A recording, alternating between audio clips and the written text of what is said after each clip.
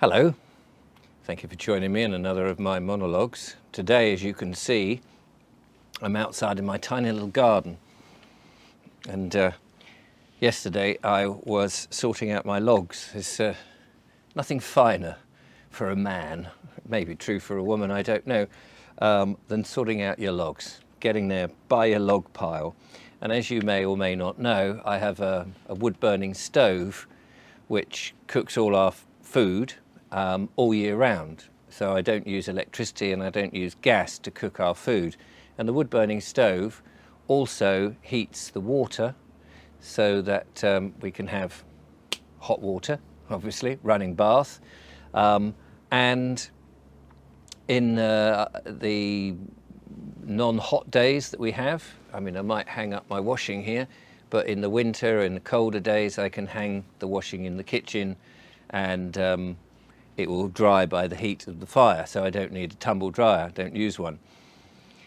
So quite self-contained in that way, which is really handy. But of course, I have to have logs. And yesterday, as I was stacking the logs, I was thinking about the land that Julia and I are looking for. Now, I know there's a lot of people out there who've been going, well, when are you actually going to get this land, Richard? You've been talking about this for a couple of years.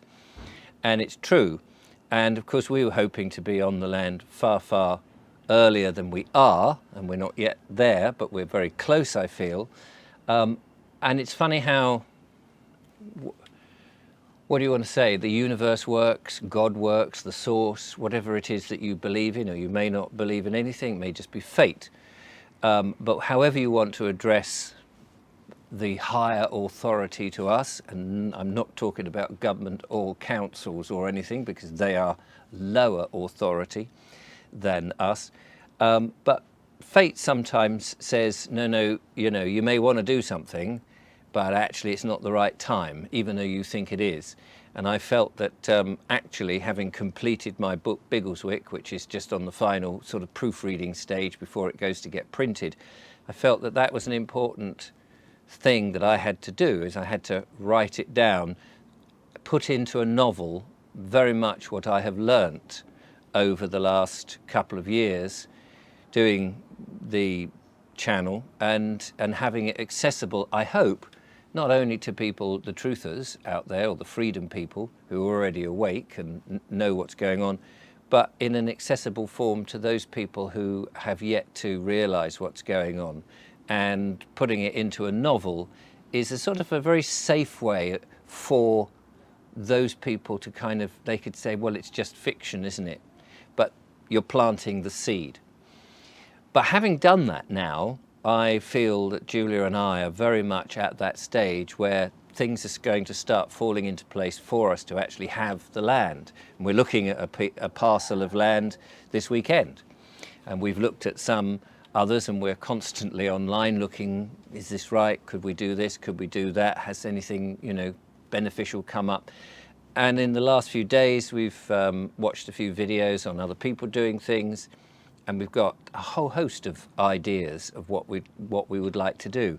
And sometimes you can rush into things too early when you're not ready.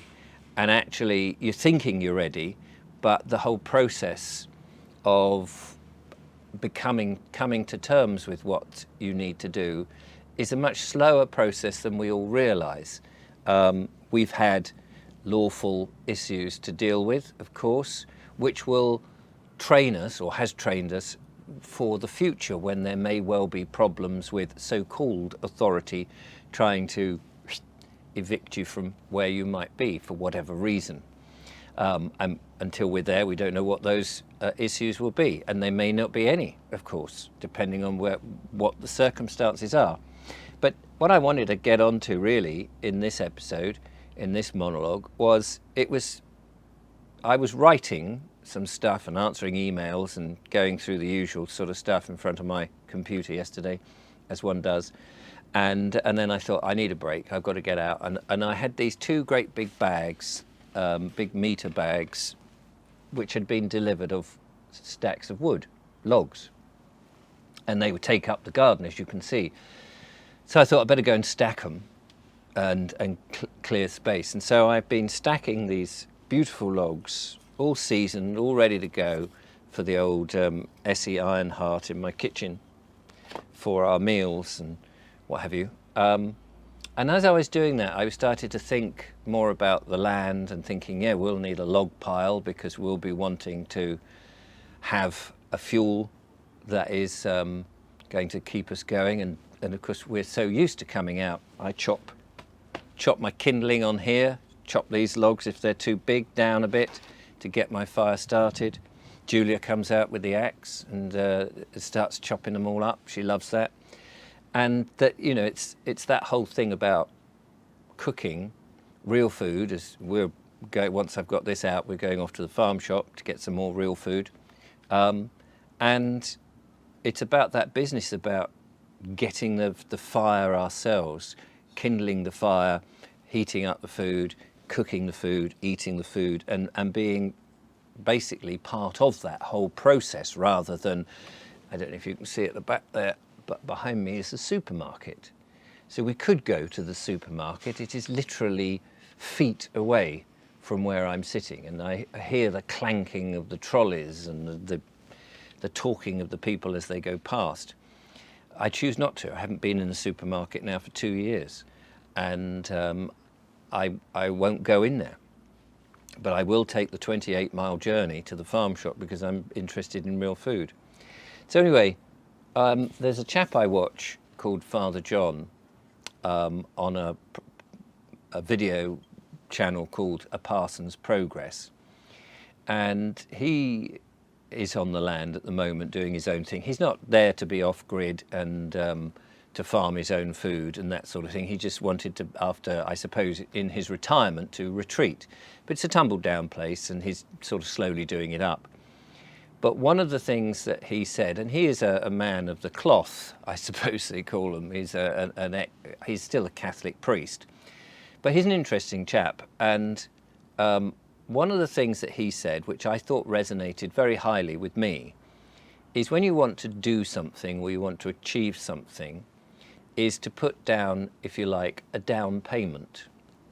That is to say that you would, you know, you're telling the universe, in his case telling God, that what your intention is, and you're to prove that rather than just have the idea, you're putting down a down payment. Now in his case, he wanted to buy somewhere in Shropshire, and he bought a map, an old map of Shropshire, which would be no use to him other than a trinket of interest if it didn't happen. But he was determined, I will find somewhere in Shropshire, so I'm going to make that down payment and buy a map.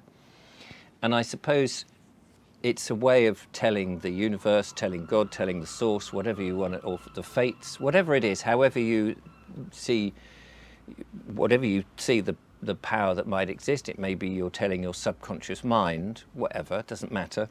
But you're saying, I have this intention and I've gone out of my way to prove a little bit that I'm doing this.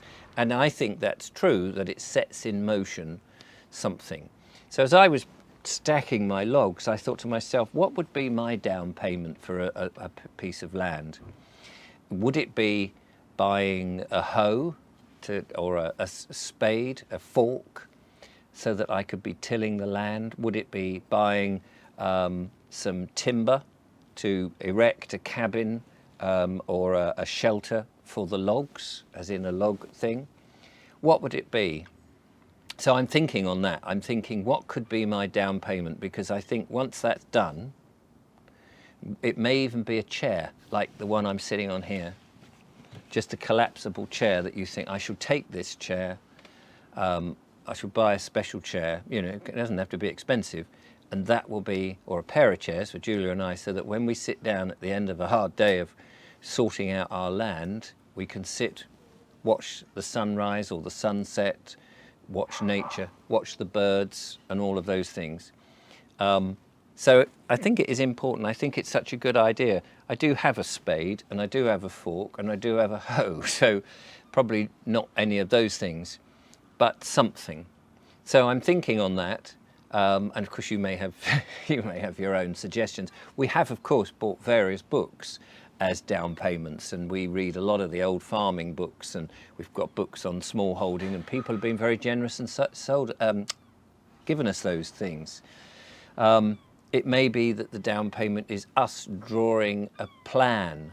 Once we've decided on a piece of land, we draw a plan of what we want, where we want to live, the size of the plots, the type of things that we want to grow. Maybe it's as simple as that. It is just really a form of intention to say to the universe, to the powers that are out there or in here, whatever you believe, that this is what we're doing. And I should just say, finally, really, that I feel that I've done with the fear mongering, the rabbit holes and all of that. I feel that as far as I'm concerned, that we're moving now into this new phase. And to stay stuck, just constantly looking at what they're doing and what the problems are and going, oh gosh, look what's happened over there, and all of that is, for me, a mistake. And it is time to move on and actually enjoy life. And so the channel, as you will no doubt notice, has not only has it been demonetized, of course, because it's harmful content, apparently, me sitting here by some logs, but it will be more about finding that land, getting into the countryside and thriving as much as one can, rather, and doing the solutions that I feel are important, rather than sitting there and talking about those solutions and pointing at the terrible things government and big, multi-millionaire, billionaire parasites want to do to humanity. There's plenty of channels now doing all of that. I don't need to do that. It's time to move on and get on with actually life, because that's the important part. That's why we're here. And all the time we're just stuck in that sort of circling pattern, that aeroplanes do. You're just in limbo. It's time to get out of limbo. We could all do that. We could all stop watching and giving them the energy and the power by being frightened by what they do, and just get on with our lives and ignore them. That is the biggest threat, I think, that we pose to them, that we ignore them. So anyway, I just wanted to say that. So thank you very much. We're off to the farm shop to get some real food.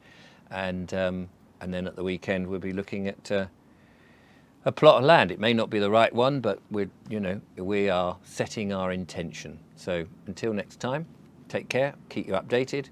Bye for now.